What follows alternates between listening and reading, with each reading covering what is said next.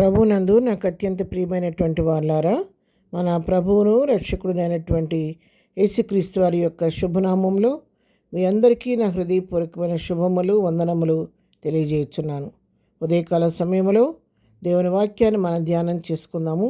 ఈరోజు వాక్య ధ్యానం కొరకు మనం తీసుకున్నటువంటి లేఖన భాగము కీర్తన గ్రంథము 118వ కీర్తన 24వ వచనం చదువుకుందాం. ఇది యెహోవా ఏర్పాటు చేసిన దినము, దీని యందు మనం ఉత్సహించి సంతోషించదము. ఆమేన్. దేవుని నామమునకు మహిమ కలుగును గాక. నిజమే ప్రియారా, ఈ దినము యెహోవా ఏర్పాటు చేసినటువంటి దినము.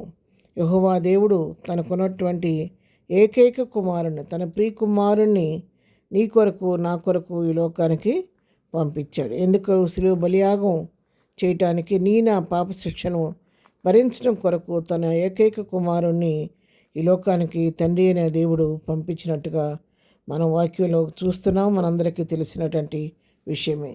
వాక్య భాగాన్ని మనం చూసినట్లయితే రోమిలకు రాసిన పత్రిక 8వ అధ్యాయము 32వ వచనం చదువుతున్నాను. తన సొంత కుమారులను అనుగ్రహించుటకు వెనుక తీయక మనందరి కొరకు ఆయనను అప్పగించిన వాడు ఆయనతో పాటు సమస్తమును మనకెందుకు అనుగ్రహింపడు? చూసారా, తన సొంత కుమారుని మనకు అనుగ్రహించడానికి వెనుక తీయకుండా మనందరి కొరకు ఆయన అప్పగించాడు. మనందరి పాప భారము ఆయన పైన మోపాడు.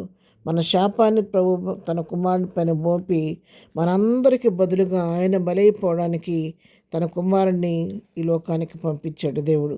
పంపించడం మాత్రమే కాదు, తన చిత్తాన్ని సంపూర్ణంగా తన కుమారులో నెరవేర్చారు. యెషయా గ్రంథం 53వ అధ్యాయము మరి 9వ వచనం, మనం 10వ వచనం మనం చదువుకున్నట్టయితే, నిశ్చయముగా అతడు అన్యాయమేమీ చేయలేదు, అతని నోట ఏ కపటమునూ లేదు. అతను నలగొట్టుటకు యెహోవాకు ఇష్టమాయను, ఆయన అతనికి వ్యాధి కలుగు చేసెను. అతను తను తానే అపరాధ పరిహారార్థ బలి చేయగా అతని సంతానము చూచును. చూసారు, ఇక్కడ అతని నిజముగా అతను అన్యాయం ఏమీ చేయలేదు, అతని నోట కూడా ఏ కపటము లేదు. కానీ కేవలము యెహోవాకు ఇష్టమైందంట తన కుమారుణ్ణి ఆ విధంగా నలగొట్టి ఆయనకి ఇష్టమైంది. అతనికి వ్యాధి కలుగు చేసి మరి తను తానే అపరాధ పని చేయనట్లుగా ఆయన సంతానాన్ని ప్రభువు తన ఏకైక కుమారుణ్ణి కొరకు నా కొరకు అప్పగించారు.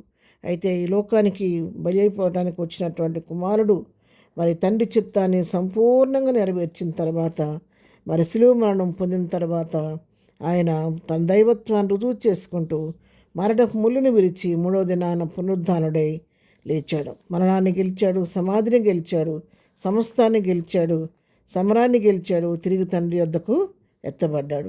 అందుకే కొరింథీయులకు రాసిన మొదటి పత్రిక 15వ అధ్యాయం 3-4 వచనాలు చూస్తే, నాకీబడిన ఉపదేశమును మొదట మీకు అప్పగించితిని, అదేమనగా లేఖనముల ప్రకారం క్రీస్తు మన పాపముల నిమిత్తం మృతి పొందెను, సమాధి చేయబడెను, లేఖనముల ప్రకారం 3వ దినమున లేపబడెను. 3వ దినాన పునరుద్ధానుడై తండ్రి వద్దకు ఎత్తబడ్డాడు. యేసు ప్రభుని సిలువేసిన తర్వాత 3వ దినాన అతనికి సుగంధద్రవ్యాలు పూయాలని స్త్రీలందరూ కూడా సుగంధద్రవ్యాలు తీసుకొని వచ్చారు. కానీ అప్పటికే సమాధి మీదన రాయి దొర్లించబడి తెరవబడి ఉండటంతో మరి దేవుడు కనబడిపోయేసరికి వాళ్ళు బాధపడుతున్నప్పుడు అక్కడ దూతలు చెప్తున్నారు అతనికి, మీరు సజీవుడైన వాడిని ఎందుకు మృతులు ఎదుగుతున్నారు? ఆయన ఇక్కడ లేడు, ఆయన లేచి ఉన్నాడని చెప్పినట్టుగా మనం వాక్యం చదువుతున్నాం మత్తయి సువార్త 28వ అధ్యాయంలో. ఆ రీతిగా ఆయన పునరుద్ధరణమైనటువంటి క్రీస్తు తండ్రితో ఈ రోజునున్నాడు. అయితే మనకు వాగ్దానం చేశాడు, నేను వెళ్ళిన తర్వాత మీకు స్థలం సిద్ధపరిచి మరలా వచ్చి మిమ్మల్ని తీసుకుపోతానని చెప్పింది. వాడు తప్పకుండా ఒక దినాన్ని వచ్చి నన్ను తనతో ఉంటాను తీసుకెళ్ళబోతున్నాడు.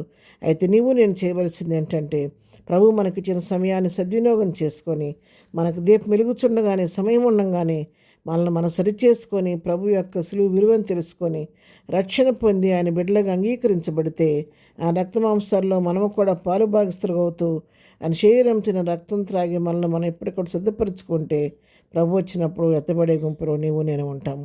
కాబట్టి ఎవరు నిర్లక్ష్యం చేయకూడదు. దినం పునరుద్ధానపు దినాన్ని దేవుని సన్నిధికి వెళ్ళి దేవుని సన్నిధిలోని సంపూర్ణ సంతోషాన్ని అనుభవించి ప్రభు కృపకు పాత్రలు అవుదాం.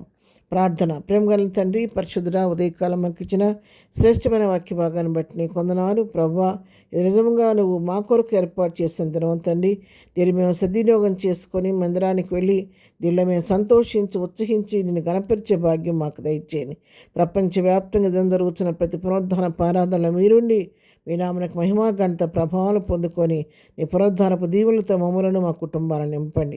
ఈ దినం మేము చేయి ప్రింపాట్లో రాకపోకలో క్షేమం దయచేయండి. దినం బర్త్డే మ్యారేజ్ చేసుకోవడానికి దీవించి ఆశీర్దించండి. బలహీనలు ముట్టండి, దుఃఖులను ఓదార్చి ప్రతి వారి పట్ల కృప విస్తరింపచేయమని యేసునామములో ప్రార్థించడిగి పొందుకొని ఉన్నాము తండ్రి. ఆమెన్. ప్రభు కృప సదాకాలం మనందరికీ తోడై నడిపించునుగాక. ఆమెన్.